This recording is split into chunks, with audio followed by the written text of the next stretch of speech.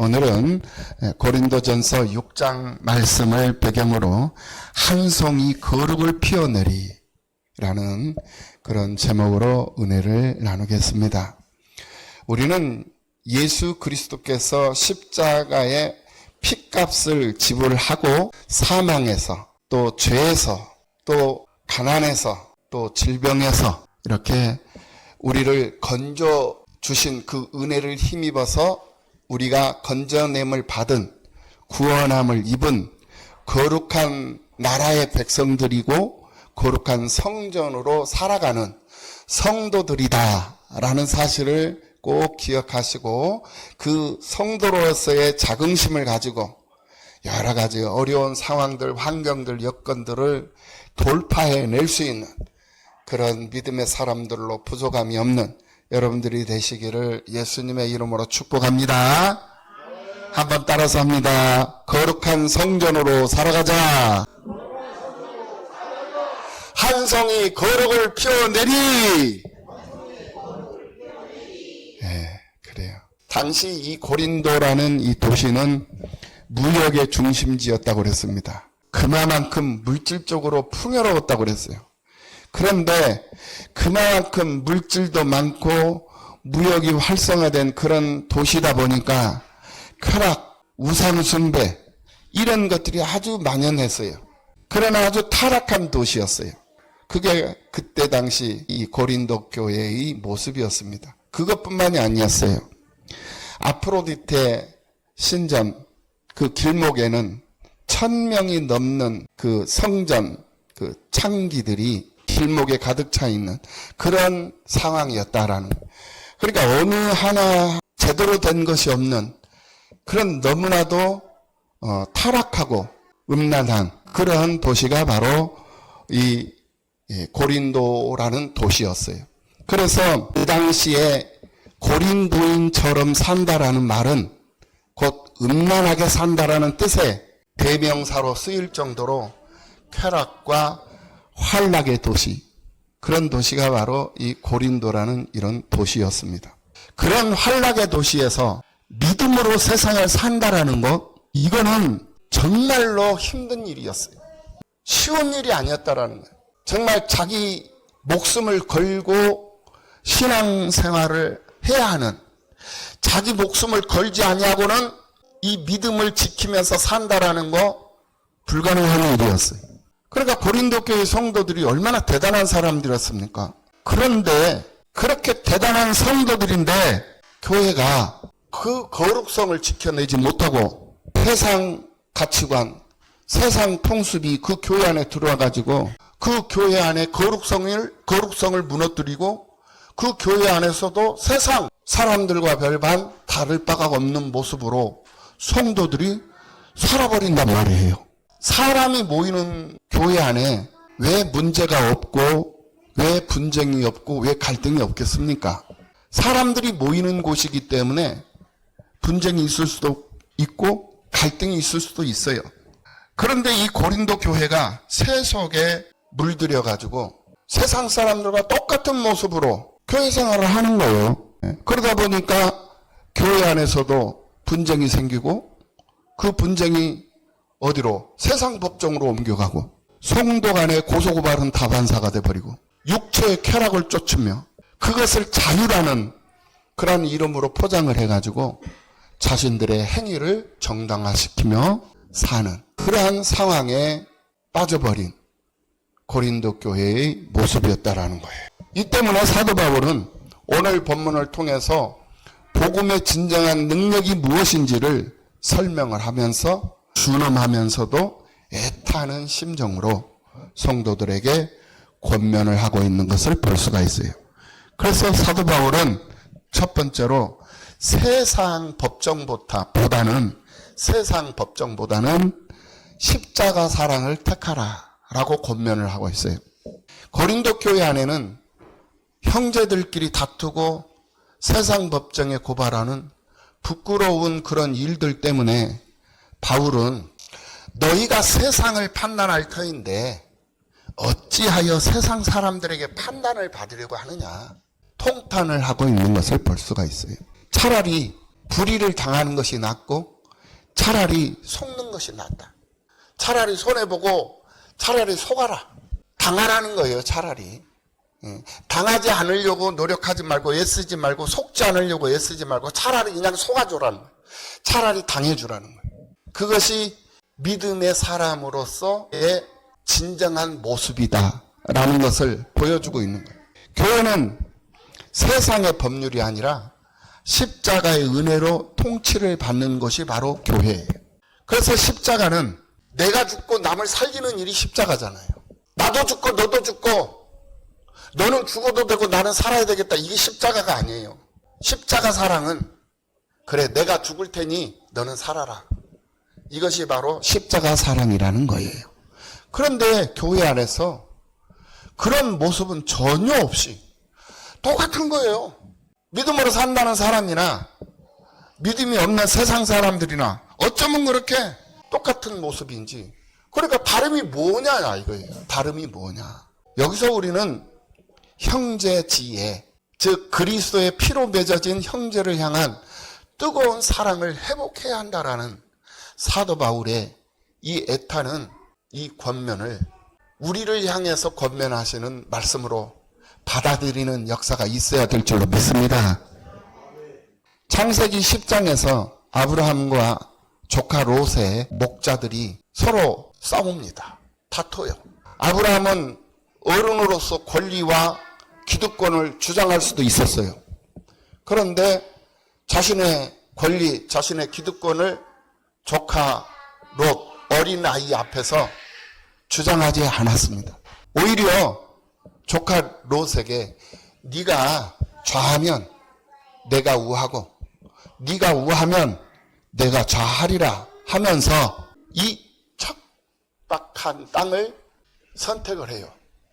기름진 성, 소돔과 고모라 성, 정말 화려하고 풍요로운 그 성을 이 롯은 선택을 하고 정말 아무것도 없는 척박한 황무지 같은 그런 척박한 땅, 그 남겨진 땅을 아브라함이 군소리하지 않냐고 선택을 합니다. 세상의 눈에는 손해보는 것 같았어요. 그런데 하나님은 그 권리를 포기한 아브라함에게 동서남북을 바라보게 하시면서 영원한 가나안 땅을 허락하셨던 것을 볼 수가 있습니다.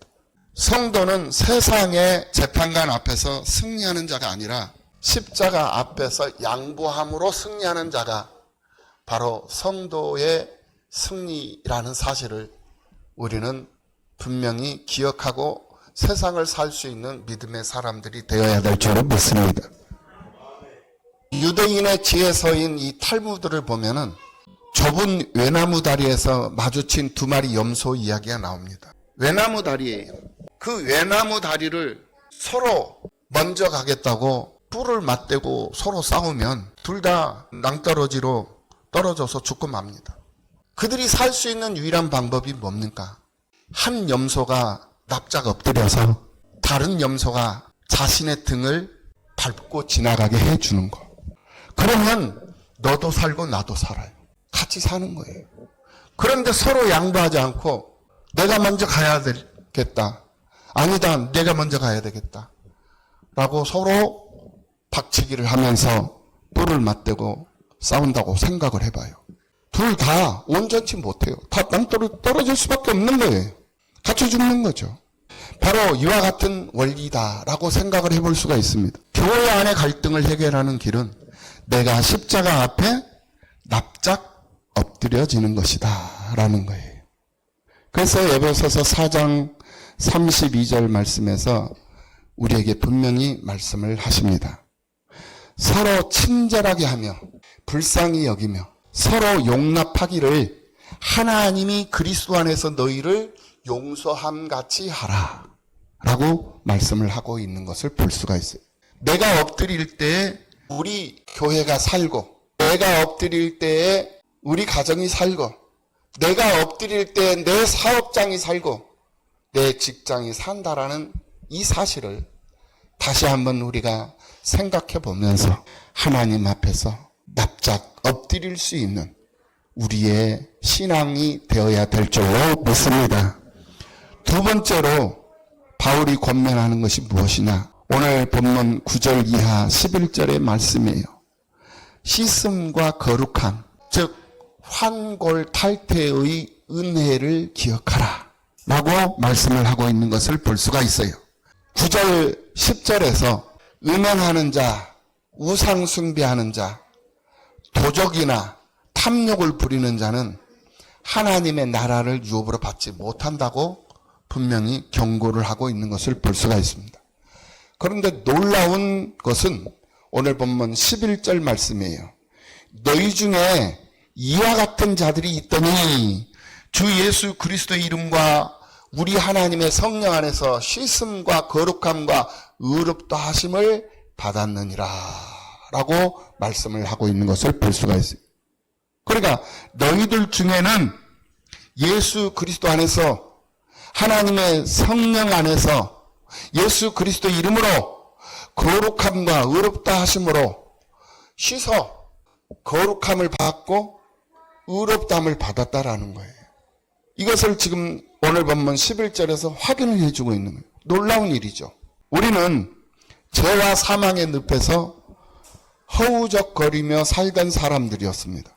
예수 그리스도의 보혈이 그러한 우리를 완전히 씻어 주셨다라는 거예요. 이것은 단순한 변화가 아니에요. 뼈대를 바꾸고 태를 벗어 던진다는 환골탈태의 기적이 되는 거예요. 죄인이었던 우리가 의인으로 신분이 완전히 뒤바뀌어졌다는 거예요. 신분 전환이 됐다라는 거예요. 신분이 전환되었다. 이게 신분 상승이 된 거예요. 신분 상승. 이 구원의 감격을 아는 사람은 평생토록 하나님의 은혜에 감사하며 보답하는 결초보은의 삶을 살 수가 있는 거예요.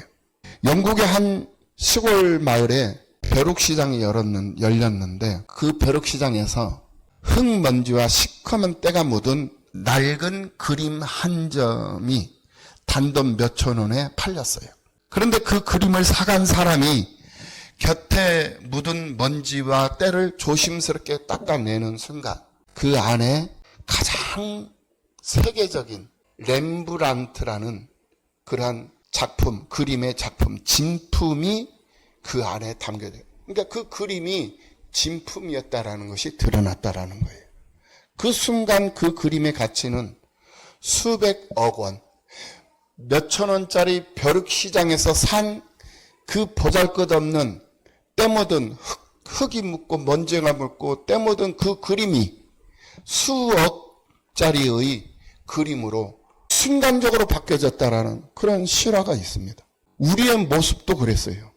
우리의 본래의 모습도 죄악의 때가 묻고 허물 덩어리, 버려진 낡은 그런 캔버스와 같은 그러한 우리들의 모습이었어요. 그런데 하나님께서 십자가에서 흘려주신 그 예수 그리스도의 보혈로 우리의 모든 죄를 다 닦아주셨고 우리의 허물을 다 닦아주셨다라는 거예요. 예수님께서 친히 몸소 말입니다. 그 순간 우리는 사탄 마귀들이 함부로 건드릴 수 없는 우주보다도 더 값지고 귀한 하나님의 걸작품으로 태어나게 되는 거예요. 순간적으로 바뀌어져 버린 거예요. 그러니까 어떤 이렇게 우리의 눈에 보이는 어떤 그런 상태로서의 변화가 아니에요. 이거는 눈에 보이지 않는 거예요. 그것을 볼 수 있는 영안이 열려야 된다라는 거예요. 예. 예수 그리스도의 은혜로 말미암아 보혈의 그 피로 씻음을 받았다니까. 죄 씻음을 받았고 허물을 씻음 받았고 질병도 다 씻김을 받고 할렐루야 다 씻김 받은 거예요. 가난도 씻김 받고 실패도 다 씻김 받고 그 씻김 받은 그 이후로 우리는 신분이 변화된 거예요. 신분이 전환된 거예요. 신분 상승이 온 거예요. 어떻게? 하나님의 걸작품으로. 쉽게 되니까 하나님의 걸작품이 돼버리더라는 거예요. 그러니까 똑같은 사람이에요. 똑같은 작품이었어. 근데 흙먼지가 있을 때는 버려진 쓰레기였어요. 하찮은 보잘것없는 몇천 원짜리 그냥 버려진 휴지 조각이었다. 이 골동품이었다 이거예요. 그런데 그것을 다 닦아내고 씻겨내니까 수억짜리의 진품, 명품, 그림으로 바뀌어지더라는 거예요. 오늘 우리들의 모습과 똑같다라는 거예요. 이 씻음과 의롭다 하심의 은혜를 우리가 가슴에 품고 거룩한 자부심으로 세상을 이기는 우리 팔복교회의 모든 성도들이 다 되시기를 예수님의 이름으로 축원합니다. 세 번째로 바울은 권면을 합니다. 그게 오늘 본문 12절 이하 20절까지 내용이에요. 내 몸은 하나님의 성전이다 이거예요. 우리의 몸은. 그러니 하나님의 성전이니 그 하나님의 성전에서 그 하나님의 성전으로 한 송이의 거룩을 피워내라는 거예요. 거룩한 한 송이의 거룩한 꽃을 피워내라. 이것을 우리들에게 주문을 하고 있는 거예요. 고린도 교회의 성도들은 모든 것이 내게 가하나 다 유익한 것이 아니오 라는 진리를 왜곡해서 육체의 정욕을 채우는 것을 자유라고 착각을 했어요. 그러나 사도 바울은 오늘 본문 19절에서 영적인 지진을 일으키는 엄청난 진리를 선포하고 있는 것을 볼 수가 있어요. 19절의 말씀. 너희 몸은 너희가 하나님께로부터 받은 바 너희 가운데 계신 성령의 전인 줄을 알지 못하느냐. 이렇게 선포하고 있는 것을 볼 수가 있습니다. 우리 몸은 하나님께로부터 받은 몸이다 이거예요. 내가 잘나서 내가 똑똑해서 내 몸을 가지고 내가 사는 게 아니라는 거예요. 하나님께서 부모라는 어떤 그런 생물학적인 그런 도구를 통해서 하나님께서 우리의 몸을 주신 거예요. 그러니까 하나님께로부터 받은 거예요. 그러니 너희 가운데 존재하고 있는 보이지 아니하는 너희 가운데 머물고 있는 분은 바로 성령의 전이다. 성령이시다. 그러니 너는 성령의 전이다. 성령의 그릇이다. 성령의 도구다. 성령을 담고 있는 하나의 그릇이다. 이렇게 말씀을 해주고 있는 것과 같은 말이다라는 거예요. 우리의 몸은 그렇기 때문에 성령의 전이기 때문에 성령이 전 삼고 계시는 교회이기 때문에 우리의 몸은 쾌락의 도구가 되어서는 안 된다라는 거예요. 쾌락의 도구가 아니라 성령께서 임재하시는 지성소다 이거예요. 이것을 깨달으라는 거예요. 이것은 예수님이 십자가에서 생명을 지불하고 우리를 하나님 아버지에게서 사 주셨기 때문에 그렇게 됩니다. 그렇기 때문에 우리는 이름만 그리스도인이 아니라 삶과 행동이 일치하는 언행일치, 명실상부한 하나님의 사람, 거룩한 성도들로 부족함이 없는 삶을 살아야 되며 그 거룩한 성도들의 삶 속에서 거룩한 한 송이의 거룩함이 피어나는 그런 역사를 이루는 삶을 살아갈 수 있는 삶을 살아가야 된다는 거예요. 오직 주님만을 향한 몸과 영혼을 드릴 수 있는 일편단심의 신앙을 가져야 하는 것이 오늘 우리들에게 요구되는 믿음의 삶의 모습이다 라는 사실을 우리는 깨달아야 될 줄로 믿습니다. 탈무드에 왕이 신하들을 잔치에 초대해서 최고급 예복을 빌려준 이야기가 있습니다. 예복을 빌려줬어요. 왕이 신하들에게. 그런데 지혜로운 신하는 잔치가 끝난 후에 그 예복을 조심스럽게 벗어서 조심스럽게 잘 보관을 했어요. 그런데 어리석은 신하들은 그 예복을 입은 채로 일터에 나가서 흙탕물을 묻히며 찢어지게 만들었던 거예요. 지혜로운 사람은 그것을 조심스럽게 벗어서 보관했지만 어리석은 사람은 함부로 그것을 취급을 했다라는 거예요. 훗날 왕이 예복을 반납하라고 했을 때 어리석은 신하들은 왕의 진노를 피할 수가 없었어요. 우리가 어떻게 믿음으로 세상을 사느냐? 아무리 힘들고 어려워도 아버지께서 내게 입혀주신 그 예복을, 예수 그리스도라는 그 세마포 옷을 함부로 취급해서는 안 된다는 거예요. 싸구려 옷으로 취급해서는 안 된다는 거예요. 너무나도 고가, 고급지고 너무나도 귀하고 소중한 그러한 작품, 그러한 옷으로 생각을 하고 주께서, 아버지께서 내게 입혀주신 그 옷을 함부로 취급해서도 안 되고 함부로 그것을 입고 다녀서도 안 된다는 거예요. 너무나도 소중한 거라는 거예요. 그래서 잘 간직하고 귀하게 여기면서 그 옷이 무엇입니까? 믿음의 옷 아니겠습니까? 예수 그리스도 옷 아니겠습니까? 세마포 옷 아니겠습니까? 너무나도 소중한 것 아니겠습니까? 돈으로서도 환산할 수 없는 것, 금보다도 더 귀한 것이라고 그랬어요. 이것을 우리가 잘 소중하게 지키면서 관리하면서 유지하면서 살 수 있는 그런 믿음의 사람들이 되어야 된다라는 사실을 이 고린도전서 6장 말씀을 통해서 다시 한번 우리가 깨달아 볼 수 있다라는 거예요. 그렇기 때문에 우리의 몸과 생명은 내 것이 아니라 하나님께서 빌려주신 거룩한 예복과 같은 거예요. 세속의 쾌락과 음행으로 이 거룩한 예복을 더럽혀서는 안 된다라는 거죠. 그러니까 세상 사람들이 하는 것처럼 그렇게 우리가 똑같은 행동을 하면서 똑같은 생각을 가지고 똑같은 모습으로 구별되지 않는 모습으로 세상을 산다? 하나님 앞에 부끄러운 거, 그 예복을 더럽히는 것이다 이거예요. 안 된다 이거예요. 절대로 안 되는 거예요. 있어서는 안 되는 거예요. 그래서 세상 것을 유익하든 유익하지 않든 세상 것을 내게 머물게 해서는 안 된다는 거예요. 창세기 39장 말씀을 보면 보디발의 아내가, 애굽의 장군 보디발의 아내가 요셉을 유혹을 합니다. 그때 요셉이 어떻게 했습니까? 이 요셉은 그 자리에서 머물러 있거나 타협을 하거나 하지 않았어요. 그 유혹을 하는 그 자리에 머물러 있지 않았어요. 우물쭈물 망설이지도 않았어요. 타협하지도 않았어요.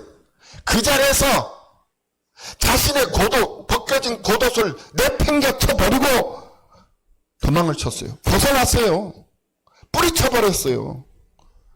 그리고는 죽을 힘을 다해서 죽을 힘을 다해서 죄의 자리에서 도망을 쳤어요.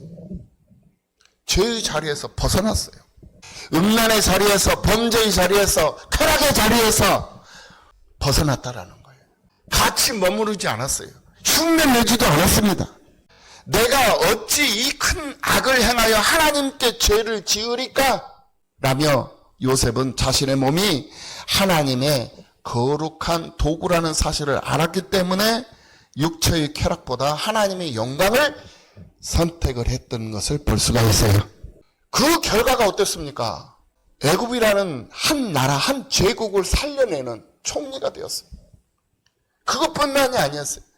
자신의 모든 가족들, 식솔들 70명을 살려냈잖아요. 민족을 살려냈잖아요. 그리고 그 민족을 그 애굽 땅에서 400년 동안 다시 재기할 수 있는 그런 꿈과 기회를 제공해주는 그런 요셉으로 하나님 앞에 쓰임받았고, 가족에게, 가정에게, 집안에 쓰임을 받았고, 나라와 민족을 위해서 쓰임을 받았어요. 요셉이 똑똑했기 때문에 그런 게 아니에요. 요셉이 하나님을 믿는 믿음이 있었기 때문에 그 믿음 하나로 모든 것을 이겨냈던 거예요. 믿음 하나로. 우리 교회가 얼마나 힘들고 어렵습니까? 지금 이런 상태로 이렇게 정체될 거라고 누가 생각을 했겠어요? 그러나 이런 상황에 놓였다 할지라도 이런들 어떠하리 저런들 어떠하리 임 향한 마음이야. 일편단심. 일편단심. 이 일편단심으로 하나님을 바라보면서 어려움 가운데 있는, 정체되어져 있는 교회를 위해서 기도하고, 일하고 수고하고, 또 가정을 위해서, 집안을 위해서, 지역사회를 위해서 일하고 수고하며 살 수 있는 그런 믿음의 사람으로 부족함이 없는 삶을 살 수 있는 우리가 되어야 되지 않겠나 이거예요. 내가 힘들고 어려워도 지금 당장 밥 먹을 수 있는 숟가락을 들 수 있는 기운이 없다 할지라도 기도를 멈춰서는 안 되고 예배를 멈춰서도 안 되고 하나님을 향한 일편단심 변질돼서도 안 되고 변화돼서도 안 된다라는 거예요. 그 모습으로 하나님을 감동시킬 때 그 모습에 대한 결과가 하나님은 천배 만배로 보상해 주시는 것이고 그 사람에게만 보상되는 게 아니라 그에게 붙여져 있는 수없이 많은 사람들이 다 그 한 사람으로 인해서 배부른 삶을 살 수 있게 되었고 생명을 유지하며 삶을 살 수 있었던 그런 결과를 우리에게 분명히 보여주고 있다라는 거예요. 한 소년이 나무를 깎고 정성껏 색칠을 해서 예쁜 장난감 배를 만들었습니다. 그런데 강가에 뛰어서 놀다가 물살에 떠내려가 잃어버리고 말았어요. 며칠 후에 소년은 시장의 한 중고 가게의 진열대에서 자신의 배를 발견하게 됐어요. 그 가게 주인에게 그 배를 달라고 얘기를 하니 그 주인이 돈을 요구를 합니다. 소년은 달려가서 자신의 전 재산을 털어서 그 배를 다시 사왔어요. 그리고는 그 소년은 자기가 만든 배를 다시 찾아서 너무나도 기쁜 나머지 그 배를 안고 그 배에게 속삭였어요. 너는 이제 2번이나 내 것이 되었단다. 처음에는 내가 너를 만들어서 내 것이었고 지금은 내가 너를 값주고 사서 이제는 내 것이 되었기 때문에 너는 다시 내 것이란다. 이렇게 얘기를 했다라는 거예요. 그렇습니다. 창조주 하나님께서 우리를 지으셨기에 우리는 그분의 것입니다. 죄로 인해서 죽었던 우리를 성자 예수 그리스도의 십자가 핏값을 하나님께 지불하고 다시 살아나셨기에 우리는 완벽하게 2번씩이나 하나님의 것이 된 거예요. 할렐루야. 2번씩이나 하나님의 것이 되었다. 처음에는 하나님께서 만들어서 주셨기 때문에 하나님의 것이고 2번째는 십자가의 핏값을 지불하고 다시 살려주셔서 하나님의 사람으로 살아갈 수 있게 해주셨으니 2번씩이나 하나님의 것이 되었다라는 거예요. 그래서 로마서 12장 1절 말씀에서 우리에게 강력하게 말씀하시는 말씀이 그러므로 형제들아 내가 하나님의 모든 자비하심으로 너희를 권하노니 너희 몸을 하나님이 기뻐하시는 거룩한 산 제물로 드리라. 이는 너희가 드릴 영적 예배니라 라고 말씀을 하고 있는 것을 볼 수가 있어요. 로마서 12장으로 딱 들어가면서 1절에서 이 말씀을 하고 있는 거예요. 너희 몸을 하나님이 기뻐하시는 거룩한 산 제물로 드리라는 거예요. 왜? 그것은 너희가 아버지께 드릴 영적 예배다. 삶 자체를, 인생 자체를 아버지께 드리라는 거예요. 그러니까 우리가 살아가고 있는 이 삶 자체가 교회로서 삶을 살아가는 거라니까? 성전으로서 삶을 살아가는 거라니까요? 거룩한 성전이 되어서 한 송이 거룩을 피우면서 사는 그런 존재가 오늘 우리들의 존재라는 거예요. 그런 우리의 정체성을 기억을 하고 믿음으로 세상을 살아가는 우리 모두가 다 되어야 될 줄로 믿습니다. 세상은 끊임없이 우리를 충동질합니다. 내 권리를 주장하라. 한 번뿐인 인생, 2번 다시 오지 않는 인생, 이 순간이 지나가 버리면 2번 다시 올 수 없는 이 인생, 내 육체의 본능대로 너 하고 싶은 대로 할 것 다 하면서 살아라. 그리고 즐겨라. 라고 세상은 우리에게 속삭입니다. 고린도 교회의 실패가 오늘날 한국 교회의 실패가 되고 내 자신의 실패가 내 가정의 실패가 되고 내 교회의 실패가 되고 내가 살고 있는 머물고 있는 지역사회의 실패가 될 수 있다는 사실을 다시 한번 생각을 해봐야 된다는 거예요. 형제를 향해 세웠던 날선 비판, 품어주지 못하고 이해해주지 못하고 정죄하고 찍어내고 지적하고 했던 그런 정죄의 칼날을 내려놓고 십자가의 용서를 선택하며 거룩성을 회복하는 믿음의 사람들로 부족함이 없는 우리 팔복교회 모든 성도들이 다 되시기를 예수님의 이름으로 축원합니다. 죄의 구렁텅이에서 나를 건져내어 의롭다 칭해 주신 환골탈태의 그 은혜에 우리는 감사하며 살아야 된다. 그리고 기억해야 할 것이 있어요. 우리의 몸은 억만금을 주고도 살 수 없는 예수님의 피로 씻은 성령의 전이라는 거예요. 이제 남은 우리의 인생의 여백, 우리가 살면 얼마나 살 수 있겠습니까? 남은 우리의 인생의 여백이 어느 정도인지는 우리는 가늠할 수가 없어요. 며칠을 살지, 몇 날을 살지, 몇 개월을 살지, 몇 년을 살지 우리는 알 수 없습니다. 남은 여백이 얼마나 남아있는지는 알 수 없지만은 우리의 인생에 남은 그 여백이 값싼 새 속에 쾌락에 팔리는 일이 있어서는 안 되겠다라는 거예요. 아버지께서 값으로 우리를 사주셨으니 그런즉 너희는 몸으로 하나님께 영광을 돌려라. 이 말씀을 들을 수 있는 귀가 열리는 역사가 있기를 예수님의 이름으로 축복합니다.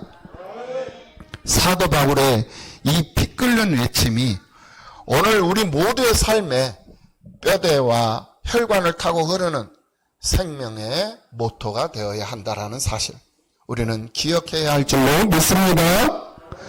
결론입니다. 오늘 본문 말씀을 통해서 우리의 마음속에 인생살이 속에 세워야 할 세 가지가 있습니다. 첫 번째, 우리의 정체성이에요. 성도의 정체성입니다. 우리는 세상을 심판할 존귀한 자들이에요.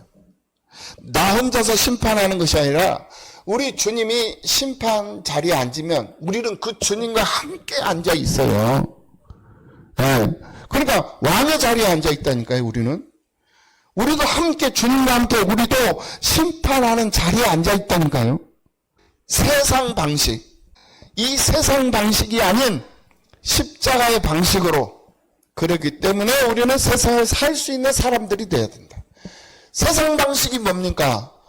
소송하고 다투고 시기하고 질투하고 샘내고 오해, 거짓, 흉내, 쾌락을 즐거워하고 순간의 쾌락, 이런 것들을 바라보면서 하나님의 이 성전에다가 세상 것들을, 이 세상 쓰레기들을 다 집어넣고 그러면서 산다라고 생각을 해봐요. 잘못된 거죠. 그럼 십자가의 방식이 뭡니까? 십자가의 방식은 양보하는 거예요. 희생하는 거예요. 내가 손해보는 거라니까요. 그래, 내가 죽을 테니까 너 살아라 라고 하는 거라니까요. 이것이 바로 성도의 정체성을 분명히 하고 사는 모습이에요. 그러니까 세상 방식으로 우리는 세상을 살면 안 돼요. 우리는 하나님의 방식, 십자가의 방식으로 세상을 살 수 있는, 그렇게 살아야 되는 그런 사람들로 구별되어져 있다는 사실을 잊어버리면 안 돼요. 우리는 구별된 자예요. 성별된 자들이라니까요. 삼손이 태어날 때부터 구별된 자로 태어났어. 그러면 구별된 자로 살아야 돼. 그런데 구별된 자로 살지를 못하니까 삼손이 머리카락이 잘렸어. 능력이 달아나 없어져 버린 거야. 눈알이 다 빠졌어. 세상 법질에 꽁꽁 묶여버린 거야. 세상 짐승들이나 할 수 있는 그런 일을 하면서 사람들의 웃음거리가 되고 사람들의 구경거리가 되고 사람들의 조롱거리가 되어서 세상을 산 거예요. 왜 그렇게 됐습니까? 구별된 자로 살지 못하기 때문에 그렇게 된 거예요. 오늘 우리들도 마찬가지예요. 왜 내게 이런 아픔이 오고 이런 시련이 오고 이런 고통이 오는가? 구별된 자로서 삶을 살면 그런 시련의 고통은 쉽게 빨리 걷어질 줄 믿습니다. 그런 삶을 살아야 한다라는 사실을 우리에게 교훈해주고 있다라는 거예요. 두 번째로 우리에게 교훈을 해주고 있는 결론이 뭐냐? 그리스도인의 자유라는 거예요. 내게 허락된 모든 자유는 하나님의 나라를 위해서, 주님의 몸된 교회를 위해서 사용해야 할 자유예요. 내가 쾌락을 죽이고 그런 어떤 세상 연락과 세상 활락을 즐기기 위해서 그 자유를 사용하면 안 된다는 거예요. 잘못된 거예요. 용도가 잘못된 거예요. 용도. 사용해야 할 용도. 사용해야 할 용도는 하나님 나라 영광을 위해서, 하나님 나라의 유익을 위해서, 주님의 몸된 교회의 유익을 위해서 내게 하나님은 자유를 주신 거예요. 내 영혼을 거룩하게 하는 절제 안에서만이 사용되어야 하는 것이 내게 주어진 자유다라는 것을 우리는 잊어서는 안 된다. 세 번째로 거룩한 소유권이라는 거예요. 내 몸의 주인은 내가 아니라고 그랬어요. 주님의 핏값으로 사주셨어요. 주님께서. 그렇기 때문에 성령의 전이 되는 거예요. 주님께서 핏값을 지불해서 아버지 하나님 앞에 우리를 사주셔서 성령의 전이 되게 해주셨다. 성령의 전으로 살아야 한다라는 우리의 정체성. 그렇기 때문에 내 것이 아니고 나는 너를 2번이나 샀단다. 너는 2번이나 내 것이 되었단다. 라고 고백했던 한 소년의 그 고백과 같이 하나님은 나를 보시고 만드셔서 내 것이었다. 그리고 다시 핏값을 지불하고 내 것이었다. 라고 말씀하고 있기 때문에 나는 내 것이 아니라 나는 하나님의 것이고 나는 성령의 거룩한 전으로서 한 송이의 거룩을 피워낼 수 있는 그러한 성도의 삶을 살아가야 하는 그런 성도라는 그 정체성을 분명히 하고, 소유권은 내 것이 아니라 하나님의 소유권이 있다라는 것을 인정하고 하나님의 사람들로 부족함이 없는 삶을 살아야 하는 우리여야 한다라는 사실을 기억을 하시고 믿음으로 승리하는 삶을 사는 여러분들이 다 되시기를 예수님의 이름으로 축복합니다.